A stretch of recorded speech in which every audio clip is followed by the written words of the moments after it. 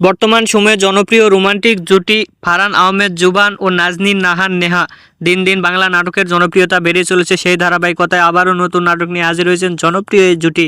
নাটকটির নাম হৃদয়ের ও পাশে তুমি। এই নাটকটিতে অভিনয় করেছেন বর্তমান সময়ের আলোচিত অভিনেতা ফারহান আহমেদ জুবান ও আলোচিত অভিনেত্রী নেহা। এই নাটকটি রচনা ও পরিচালনা করেন জাকারিয়া শৌখিন। নাটকটি খুব শীঘ্রই সুলতান এন্টারটেইনমেন্টের ইউটিউব চ্যানেলে প্রকাশিত হবে।